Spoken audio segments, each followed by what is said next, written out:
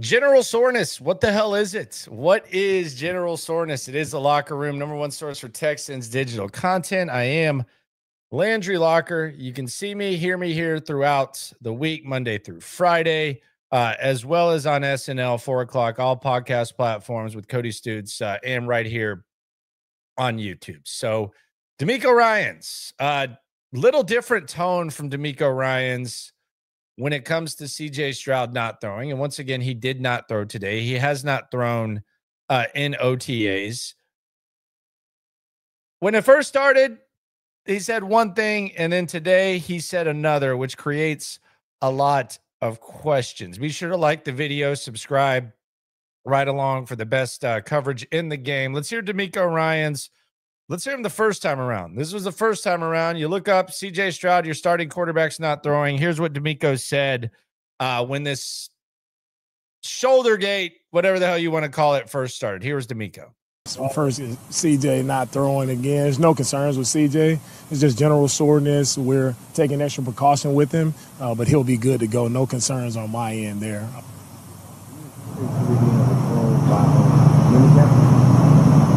All right, so this was actually the new one. So there's the general soreness emerges. Let's listen to what he first said. DeMeco, the first time around. Guys, you see here, guys, there'll be guys on different schedules, different routines. So you'll see some guys out, some guys won't be out there, some guys will be, some guys will be on different snap count, different pitch count. So there's nothing going on right now within our guys. Everybody's just on their own schedule.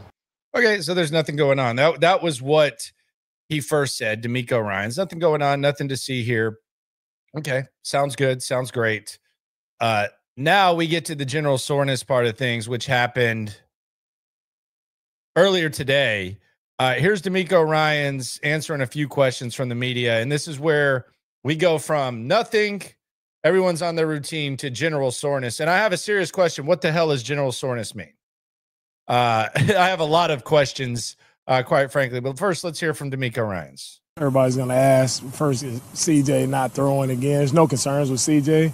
It's just general soreness. We're taking extra precaution with him, but he'll be good to go. No concerns on my end there.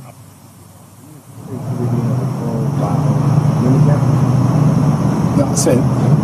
For CJ, it'll be, like I said, he has general soreness, and we're just taking extra precaution with him. When he's ready to go, he'll be ready to go. Do you have any work on his shoulder in the offseason? That's it for CJ, guys. On the questions, that's it. What I said, that's it for him. Like, it's general soreness, and we're taking extra precaution with him. We're not going to rush him into anything. He'll be fine. When the moment is for him to be ready to go, he'll be ready to go. All right. So, serious question. And I'm not trying to be trite. I'm dead serious. What in the hell is general soreness? That's question. I'm going to have 5 questions throughout this video, but this is my first question. What in the hell is general soreness? What does that mean? What the word general, if you just look up the definition, is affecting or concerning all or most people or things widespread. That's the definition of general. General is usually something that is common. Generalizations. Usually when you're talking about a generalization, you're talking about a large group of people and you're lumping them in together. CJ Stroud's the only quarterback that hasn't thrown in minicamp. He's really the only quarterback that I've seen that doesn't have a known injury not throwing a minicamp. So there's nothing general about this. And I find this kind of amusing for a number of reasons. First of all, I think it's incredibly amusing the way that the Texans in general, and this is using general the right way, the way in which they handle injuries, I think is funny. I think it's actually kind of amusing the way they do it. We saw it last year. Stephon Diggs, clearly season-ending injury. They don't confirm it till Wednesday.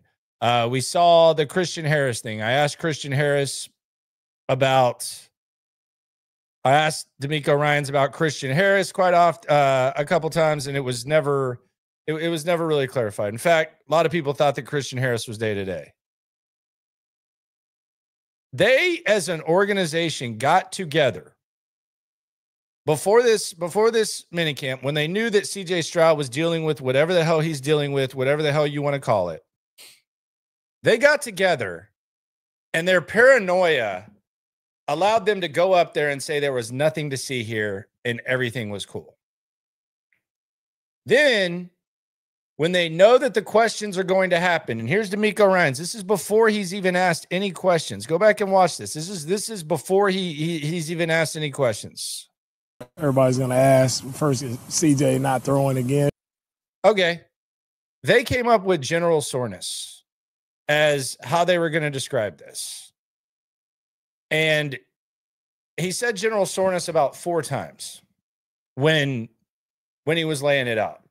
I don't know what the hell it is. And maybe I'm being too literal. I don't know what it is. I don't know what general soreness means. Because nobody else is going through this at all. So you're going to have to explain to me what exactly general soreness is, because I'm being confused. I'm not trying to be trite once again. I don't understand it. So maybe there's a little bit more to it. We'll get to that as the questions go on, but I have no idea what general soreness even means. And if general soreness is the thing, why did you not say this a few days ago? We'll get to that question in a second. So we'll see what it is. Diablo says on the chat, CJ's okay. We don't need to make it a big deal. Okay, well, that solves it. Just nothing to see here. Very normal. Question 2 that I have on the day of general soreness is, would surgery make you feel better or worse? And props to Will Kunkel for getting in there and asking the question to DeMeco Ryans about whether or not CJ had surgery. But would it make you feel better if he did in some ways? Everybody's going to ask first, is CJ not throwing again? There's no concerns with CJ. Look at how he acts when Kunkel asks him about surgery. On his shoulder in the offseason? All right, so here you go. So he just asked him, did he have any shoulder work in the offseason? That's an easy thing to shut down if it didn't happen, right? Like if CJ Stroud didn't have surgery and you really wanted to protect him, like wouldn't it be easy to answer this? But watch DeMeco. That's it for CJ, guys. On the question, they're over paranoid about this stuff. that's it. What I said, that's it for him. Like, it's general soreness, and we're taking extra precaution with him. We're not gonna rush him into anything. He'll be fine when the moment is for him to be ready to go. He'll be ready to go. So the serious question here is, though, whether he had surgery or not, and that's an interesting way to answer it. Wouldn't that almost be better? We've diagrammed the history of shoulder soreness with CJ Stroud. Wouldn't it be better if he got something fixed? And there's a lot of quarterbacks who've had shoulder surgeries early in their career. And I used Andrew Luck as an example yesterday. The shoulder surgery was actually early-ish in his career.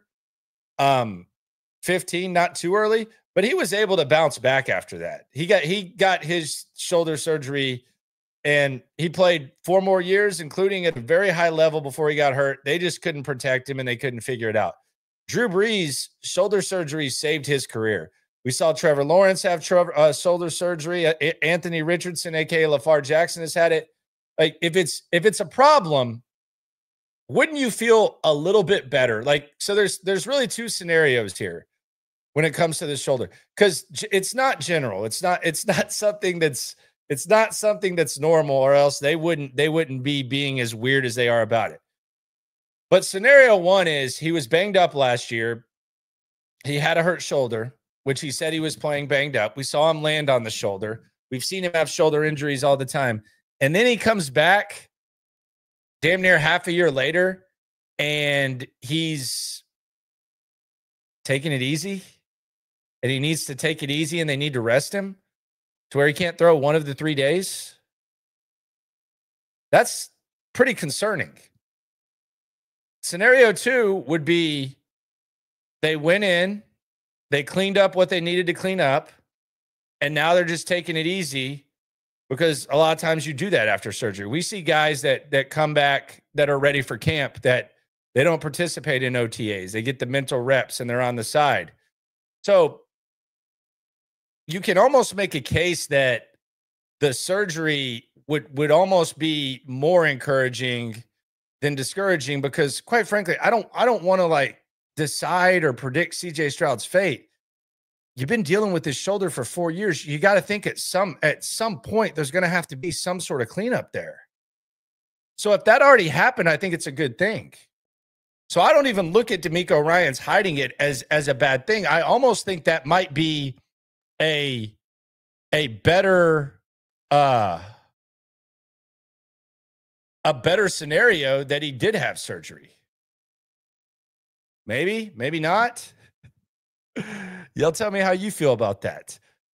Question number 3 that I have. So question number 1 was, what the hell is general soreness? I have no idea what that means.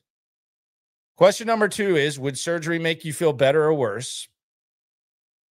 Question number 3, why not just say general soreness last week if that's what it is? Because my question to DeMeco Ryan's, and I had to deal with some family medical stuff this morning, so I actually missed this practice. I'll be there next week, and I have an opinion on that as well coming up on the next question, the 4th question. But why not just say this last week if it's been the case? They look weird when it comes to being paranoid. And I know they're trying to be organized, and maybe this is kind of like there's some people who insist it's the blowhard Nick Caserio Patriot way. Some people say maybe it's a DeMeco thing, but they look goofy as an organization, the way in which they handle this. If he's been sore, you should have just said general soreness last week. Like, what did you think was going to happen? Did you think no one was going to ask the question? I don't understand that. So why not just say this last week? You look goofy. Like, is it really that weird? Or is it now, oh gosh, this is really, really bad and it's worse than we thought? Because at the beginning you said it was nothing. Now you're saying it's general soreness. And me and Cody actually had a disagreement on SNL about this, where he said, well, I feel better now that they're saying this. Do you trust what they say? So why not just say this last week? The way that they handle this stuff is really goofy. And it's, I know it doesn't bleed into stuff that actually matters, but it actually could, because this is just a weird line of thinking. I don't know who gets together between DeMeco and Nick Caserio and comes up with this stuff, but it's really, really goofy. And you're very lucky that you're in Houston and not New York, New England. Like, you would get completely roasted for stuff like this. But in this situation, DeMeco Ryans can just go up there and say, hey, don't ask me about CJ, the most important player in the organization. I just told you basically that everything that we've been telling you for the last week is not true. And I basically just changed my story with some rally cry, general soreness. But hey, don't ask me about CJ. Let's talk about the left guard, or let's talk about the deep snapper. My question to DeMeco after that would have been, with all due respect, was general soreness always the thing? If it is general soreness, and I'm probably gonna ask this next week. Has general soreness always been the case, or has there been something that's gotten worse? Because CJ Stroud is an important figure. You are speaking directly to fans and media. So don't sit here and say you're not going to answer questions when for a week you sold something that wasn't true, or something that changed. That should not work that way. That would not fly in most places. So why not just have this ready last week? They really need to tighten stuff like this up. They really need to tighten stuff like this up and figure it out. And they got to realize they're not going in there and talking to hyenas. So there's no reason to really fret too much. God bless Kunkel for asking the question about the surgery. And I think it was either DJ or Alexander. Don't race card me on that. It's hard to hear to the right. This is one of my boys, DJ BNMA of ESPN or Jonathan Alexander of the Chronicle, who asked about throwing at minicamp or whatever. And DeMeco didn't say so good for that. But why not just say this last week? That's question number 3. Question number 4 is kind of a suggestion from me. With all this said, with everything being said, should they just shut CJ Stroud down till camp? I think the answer is yes. I don't even know if they have a choice at this point. I don't know if they have a choice, but should they just shut CJ down till camp? It's going to be mid to late July. I think the answer to that is yes. Shut him down. Shut him down.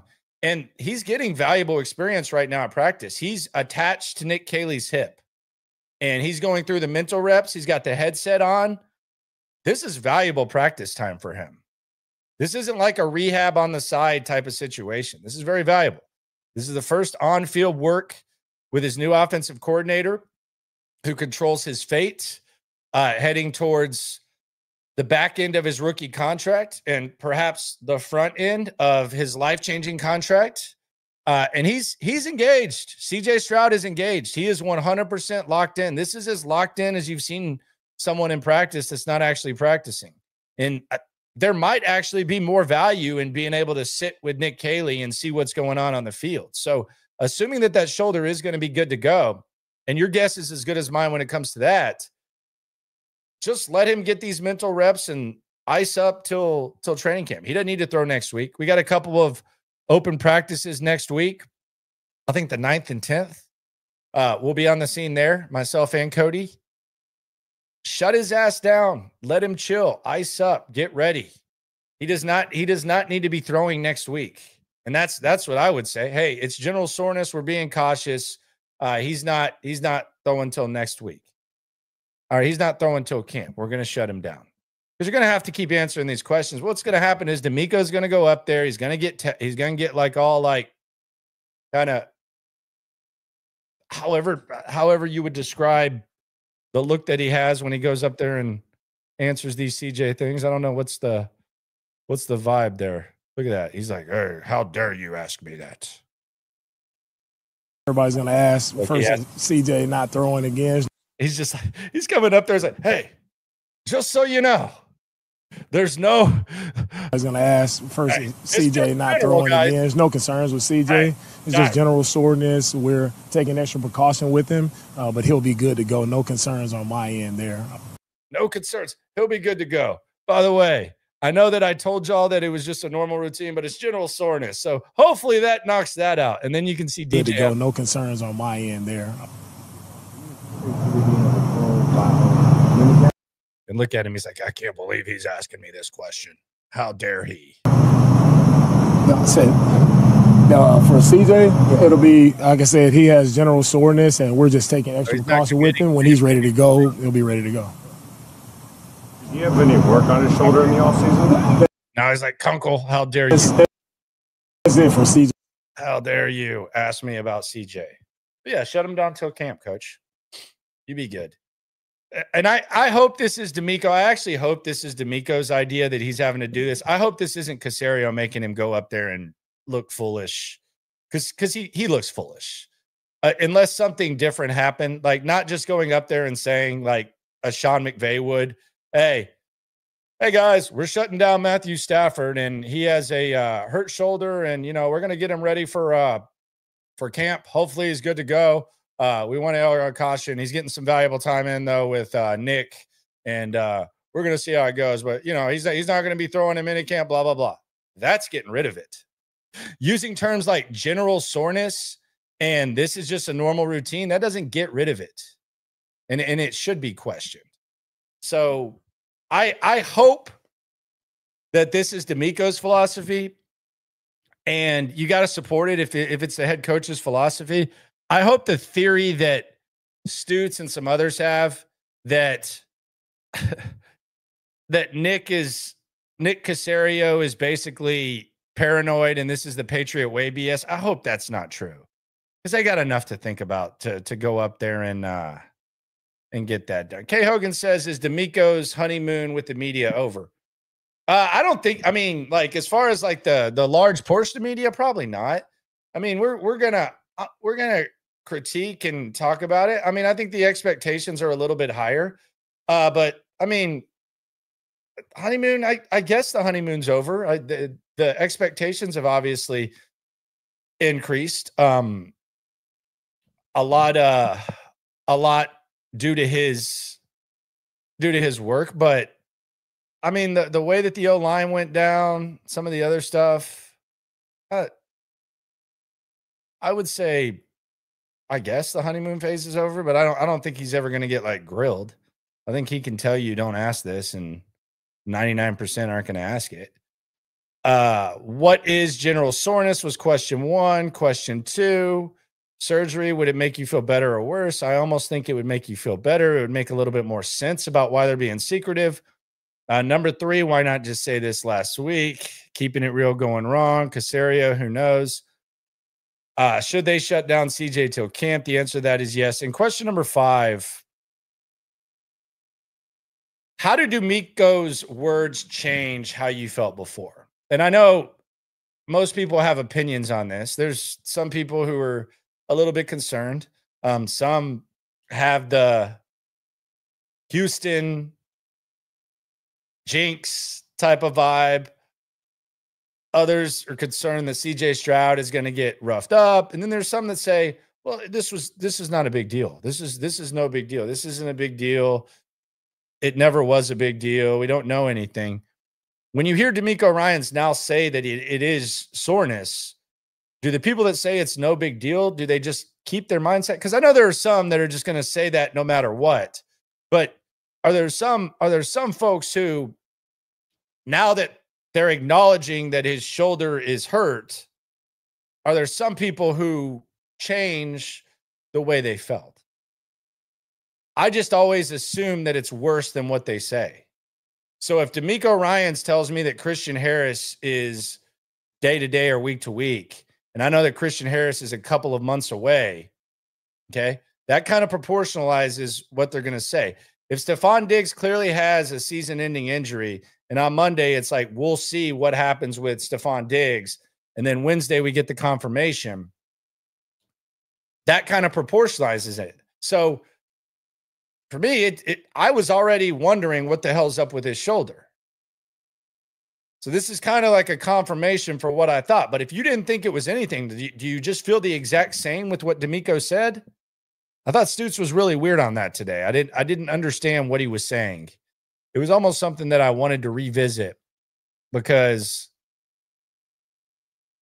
it was almost like he was taking DeMeco at his word, which I think would be a weird thing for someone who covers the team. And me and Cody had this conversation, so I'm not talking about his back. Laura F says nothing changed. I do believe he had surgery and don't see that as a bad thing. Yeah, if he had surgery, that's great. I mean, that would explain, it would make a lot more sense.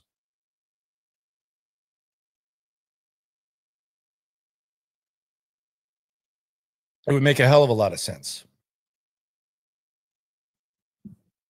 But those are the 5 questions about the CJ Stroud shoulder. We'll see what he has to say about this next week. Next week's going to be interesting. I say shut his ass down. Shut his ass down. Don't let him throw. That's my suggestion. I know DeMeco's really asking for my suggestions. That would be what my suggestion would be. Shut his ass down.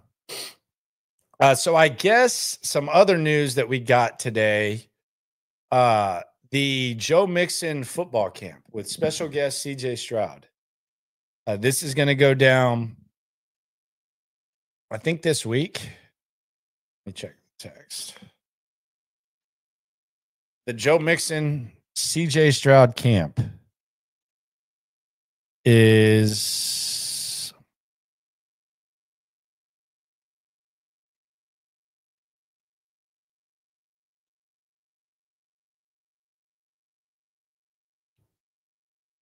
I guess, this weekend, and they are no longer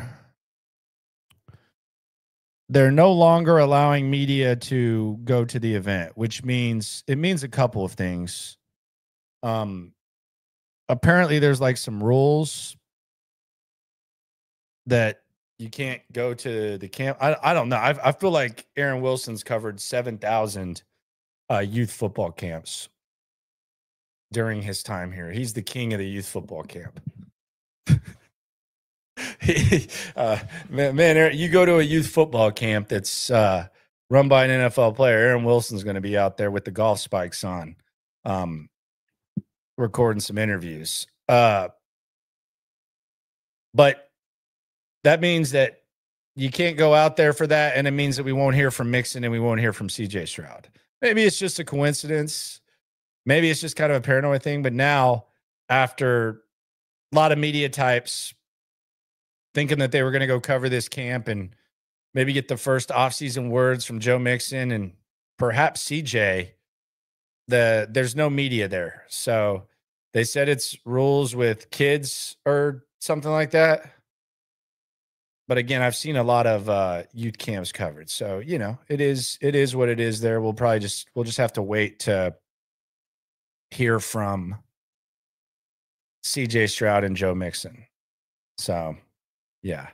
Sideline Sarah says it's not a coincidence. I don't know. I don't know. Yeah, I don't know what to make of that. I think that's kind of crazy. Keisha says not a coincidence. Yeah, it's interesting. I mean, the reasoning's fine. If you just didn't want the media, that's good. But like the rules with kids, I just feel like Aaron Wilson's covered like 600 camps. So, yeah. Yeah, there's Jalen Petrie. I think Jalen Petrie has 4 camps a week. The last I counted, I think the unofficial stat is Jalen Petrie has had 676 youth football camps. I think Aaron Wilson has covered all 676 of them. But this one will not be covered. Not a coincidence. Don't know. It's not the Texans camp. But I mean, I would doubt that the Texans would want CJ Stroud to speak. And I would assume that if DJ Bieniemy is there, Jonathan Alexander is there, Aaron, I would assume they would ask CJ about his shoulder. So now that doesn't happen because the media is not allowed at the camp. And there's also the talk about the Joe Mixon boot situation. So I don't know. Coincidence? Many people think not. Other stuff that stuck out today, according to Cody Stutes, and again, I was dealing with a family medical thing, so I was not there. And I'm not one of these weirdos who is going to like provide observations if I didn't actually observe it. I'm not going to say that I have these observations or like break down, highlight, like, but what I heard and what I kind of put together, Dalton Schultz returned to the field. I trust Cody's eye. He said Dalton Schultz looks a lot quicker than he did last year. And I do wonder if Dalton Schultz was a little bit banged up last season. I think that's going to be kind of one of the things that I want to ask him. I would assume maybe they make Dalton available next week. He needs to talk. They didn't make him available enough last year. But I would assume that Dalton was a little bit banged up. Now, does that mean that he's going to come out here and be an all-pro caliber tight end? No, but I think he's going to be a much more useful piece. I think much like we talk about CJ Stroud being banged up, I think Dalton was probably banged up. He on top of being asked to do what he was not. But apparently he looked pretty active out there. Noel was on the side. I think this was general rest, according to Stutes and DeMeco, and then Justin Watson, faster than he looks. Race car! He was out there. He made his debut at the podium, though. How about a little Christian Kirk action? I've been waiting for this for a while. because they signed this guy a while ago. And we finally get to hear from Christian Kirk. Captain Kirk has arrived. I repeat, Captain Kirk has arrived. A tradition like no other. The Texans trade for or sign a receiver, and we don't hear from them till damn near half a year later. Let's get our first consumption of Christian Kirk, Captain Kirk. Captain Kirk, can you sing me? Let's hear Captain Kirk, I wanna have Christian your Kirk baby. at the podium, what he had to say. And he had kind of a money quote that they were talking about today on ESPN. Let's hear for the first time, Houston Texans wide receiver Christian Kirk. All right.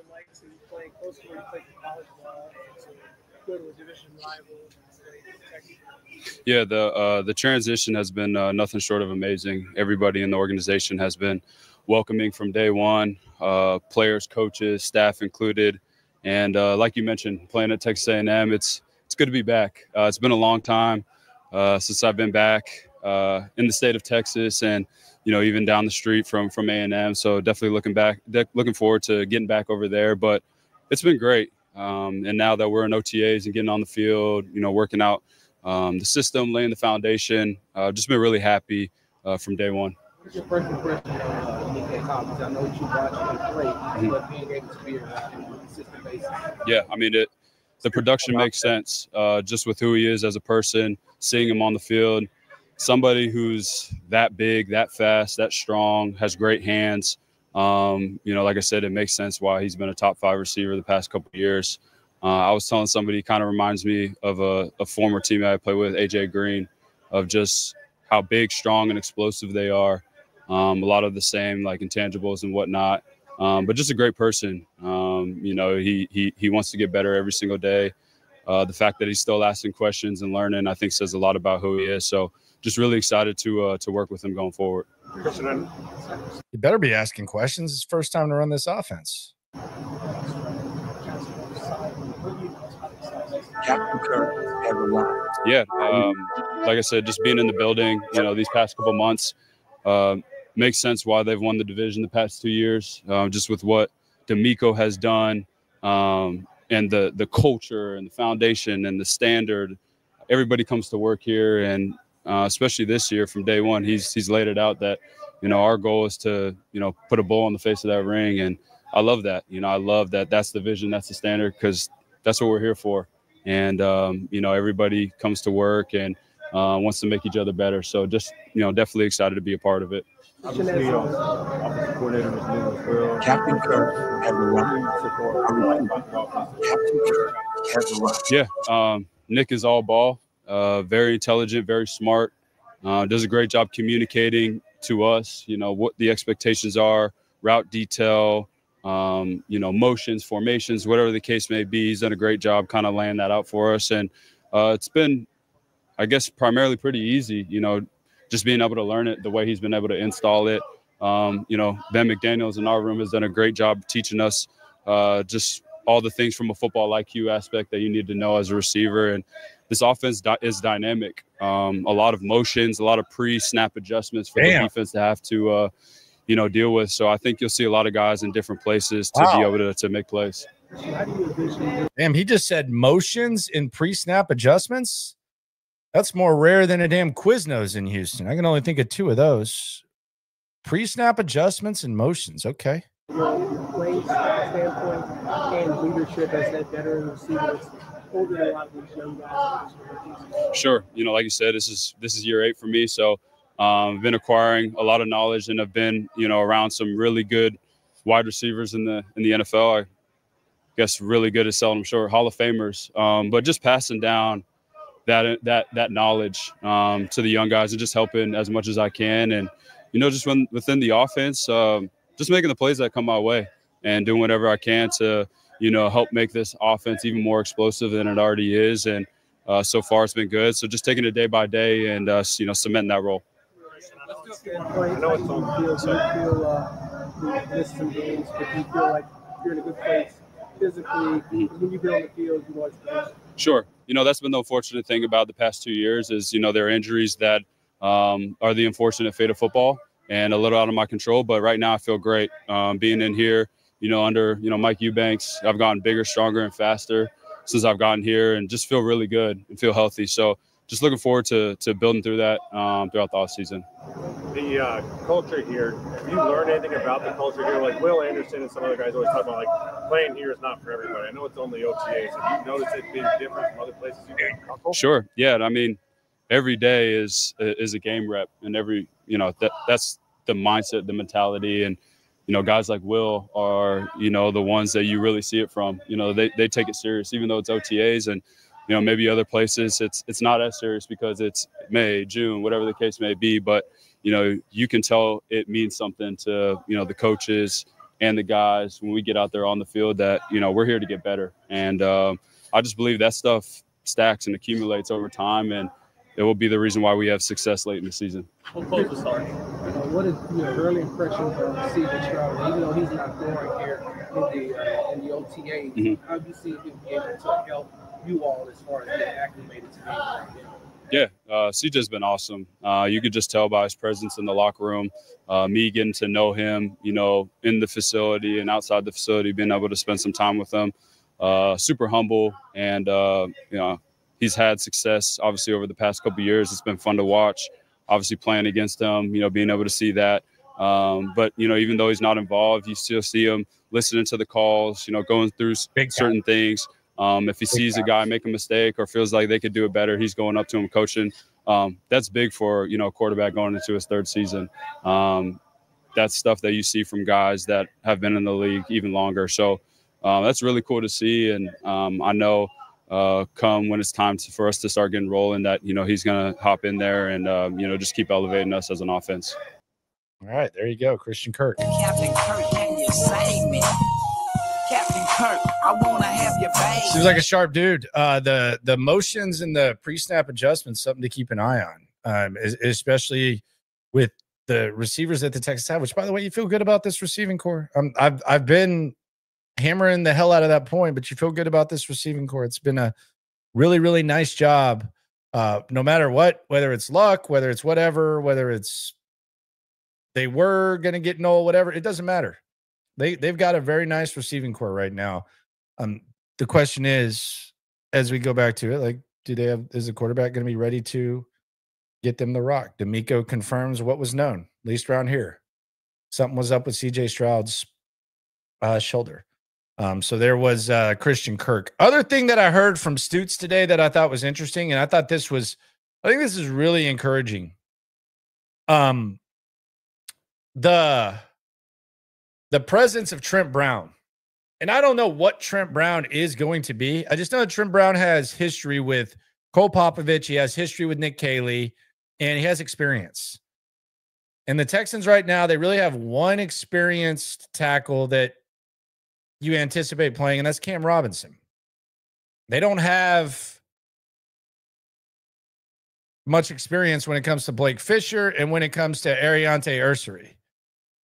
But there was apparently a stretch in practice today where Will Anderson just completely dominated Blake Fisher. And I know Fisher kind of got piled on because he got beat twice, but he got beat twice by Will Anderson. And I would say that most of us think that Will Anderson is one of the better players on this team and better players in this league.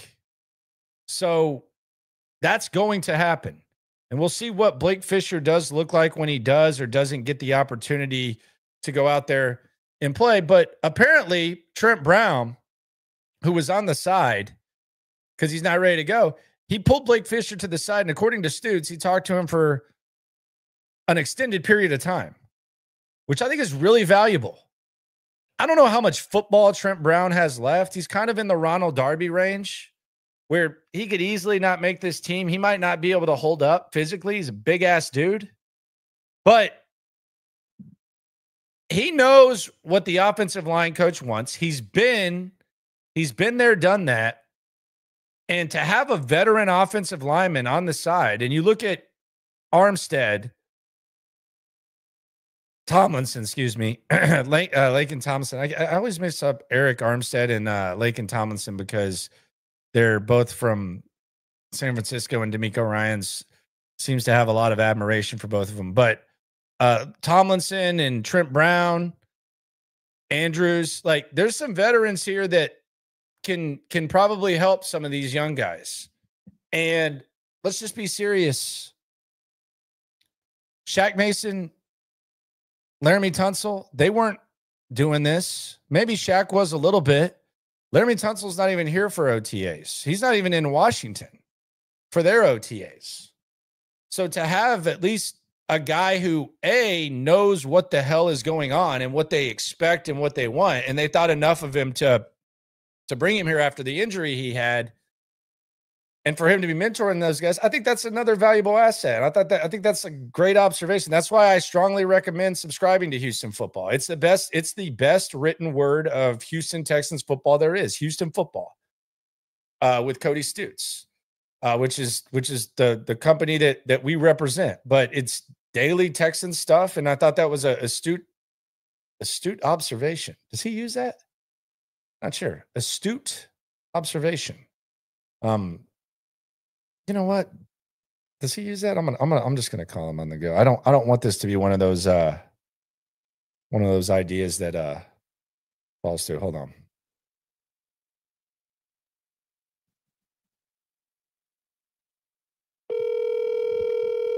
He might be chasing some scrange.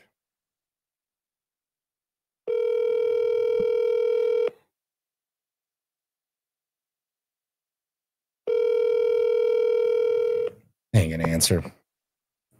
Right past his bedtime, to be honest. Yeah, astute observation. Mark that. I think he needs to use it. He might not. Who knows? Okay, the joke was made several times. Okay. Astute's observations. Haven't seen it. He needs to figure that out. But yeah, I think Trent Brown, very good asset to have, assuming that he's going to be mentoring these young guys. And they might need it. Kay Hogan says Stutes is probably running a mile right now. Yeah, I don't know about that. Kay Hogan on the chat says, I know this may sound homerish, but I think the Texans still win the division if CJ doesn't play most or all of the season. I mean, are we doing this? Do I get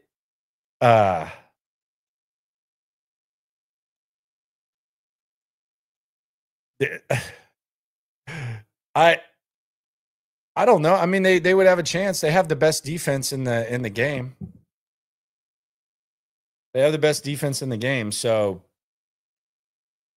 in the division, one of the best defenses in the game. So I don't know. We'll see. Lemon Pepper JR on the soup says, what's up? Why do you think Sarge, why are y'all doing this to me?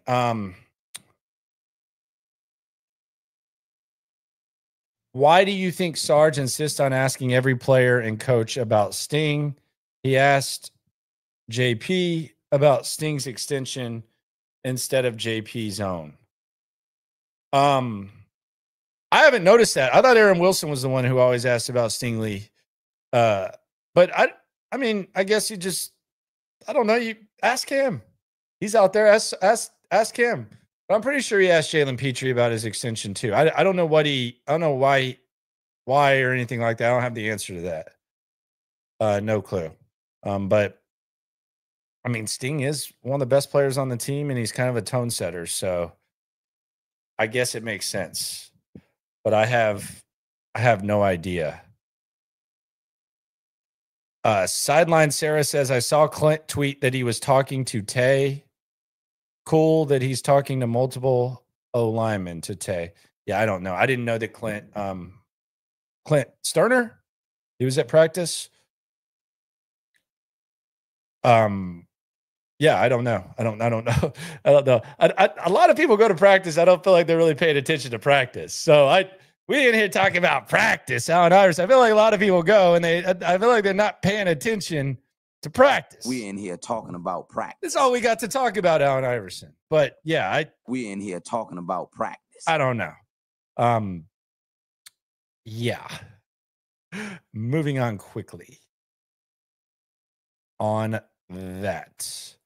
So I have a couple general questions in the spirit of DeMeco Ryan's talking about general shoulder pain, which, as I've established and as I confess, my confession, my late night confession.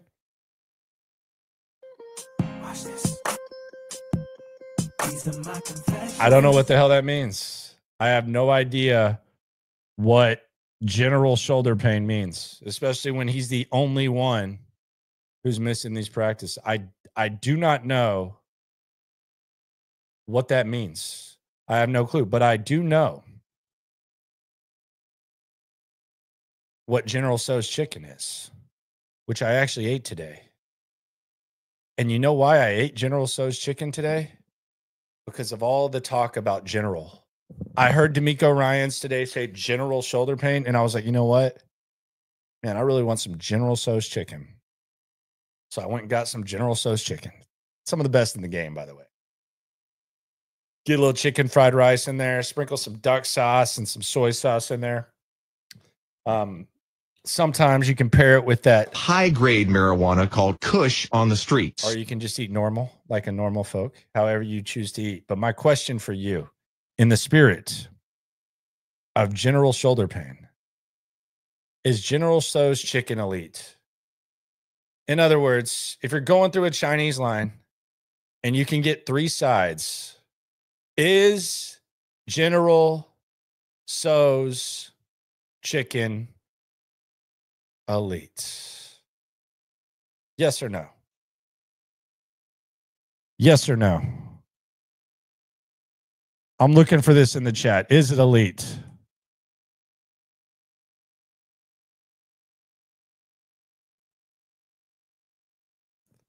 Orange chicken's elite. I would say orange chicken is elite for sure. Orange chicken's elite. Chicken lo mein is elite. Pepper steak is elite. General Tso's, hit or miss, man.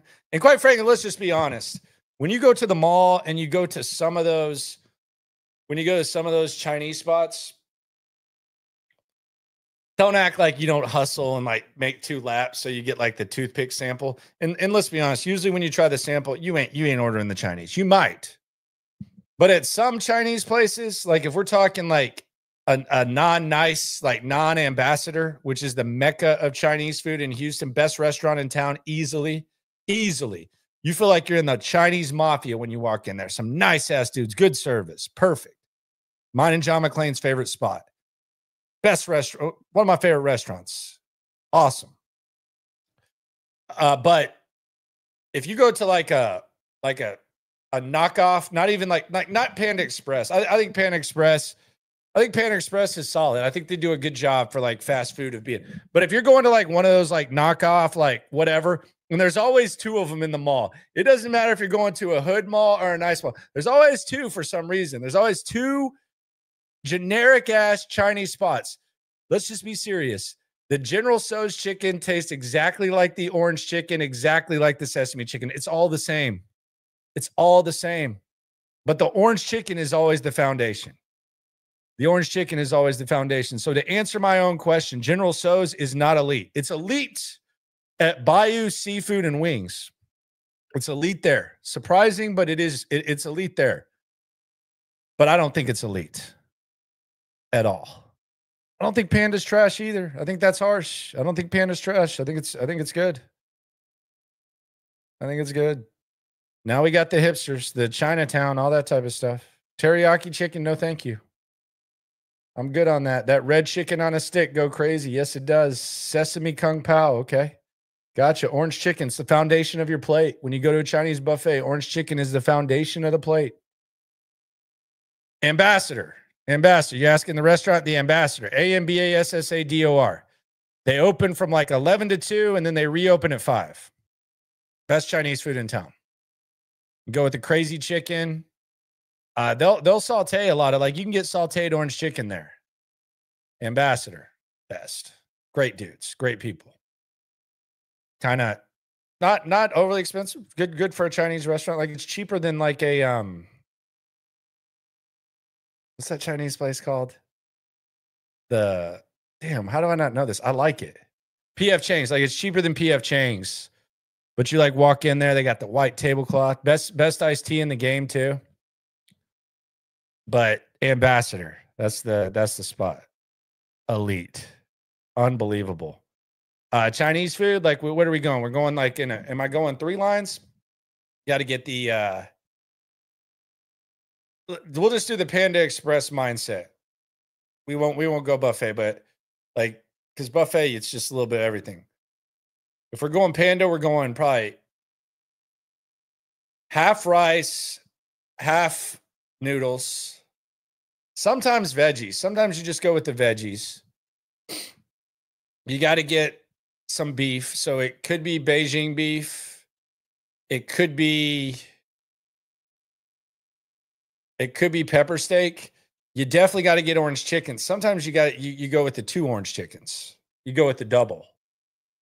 But when you do it, you got to trick them because you got to say, hey, can I get orange chicken? And then you act like you're looking around.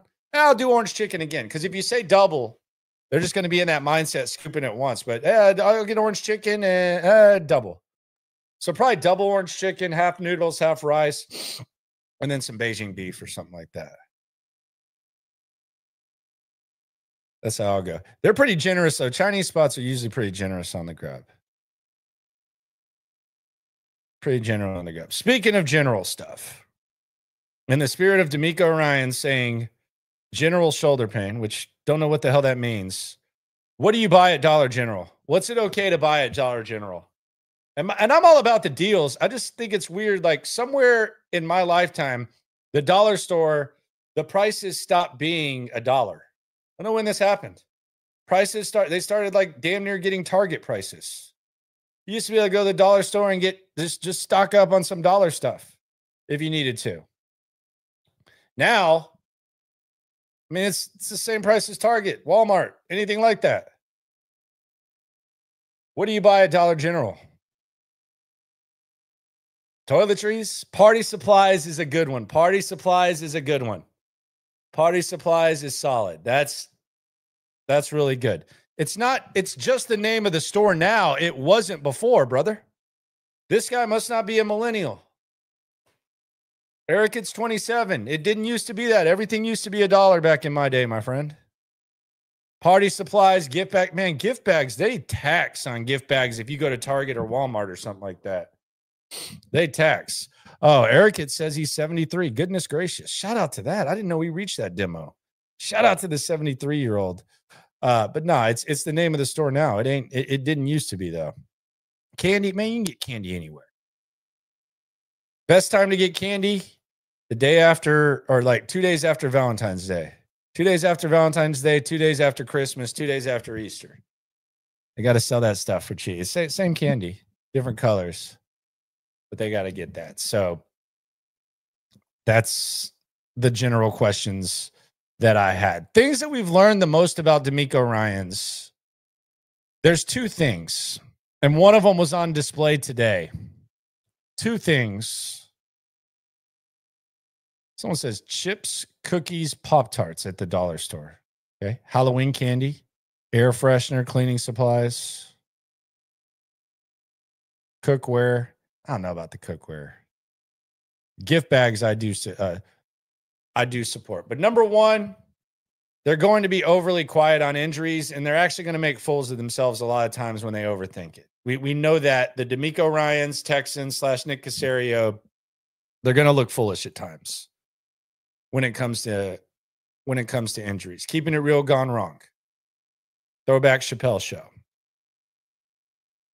Number 2, the defense is much more well-run side of the ball. SOB. See what I did there? The defense is a much more well-run SOB side of the ball. It's been a DeMeco thing. He's on his second offensive coordinator. He's on his second system. The defense is coached better. The defense is really the potential superpower of this team. Defensive-minded coach may make sense, but that's what we know. He's going to be overly crazy about injuries. And so far, small sample size, 2 years, very successful sample size. They're going to be way better on defense.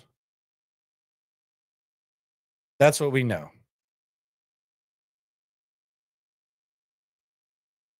From DeMeco. Going back to Christian Kirk. Fantasy football, how far away are drafts? Probably like a month, 2 months away. 2 months, closer to 2 months. Are you taking any of the Texans wide receivers in fantasy? Are you kicking the tires on any of these guys? My answer is no. It's Nico Collins, or I'm going to look elsewhere. Might be the PTSD from the hype of the wide receivers last year. I'm kind of steering clear. I'm steering clear. Maybe Christian Kirk a little bit later in the double-digit rounds. But I'm steering clear of Texans wide receivers not named Nico Collins. And Nico Collins is a tough guy to draft in fantasy too, because you always know he's going to miss some time. If you could turn injuries off Madden style, I'll probably take him top 5. But I'm not taking any other Texans wide receivers. Christian Kirk included. There's also been rumors as we go around the NFL, Kyle Pitts trade rumors. I saw immediately there was questions, should the Texans do it? I don't know how he fits in this offense. He's a receiving tight end. Quite frankly, it seems like every year we assume that there's going to be a breakout for Kyle Pitts. It just doesn't seem to happen. This is a deep wide receiver group. The tight end leaves a lot to the imagination. I just don't know how, with all these slot receivers, Kyle Pitts fits into what they do. He's going to be on the market next year, probably. So the Kyle Pitts trade rumors, no thank you. I'm good on that. But man, he has tricked some fools. He is a